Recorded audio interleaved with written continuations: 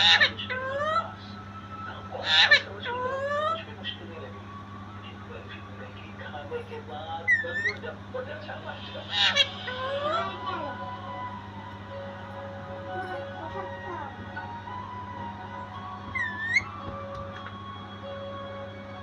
भी अच्छा नहीं लगा और सच आते हैं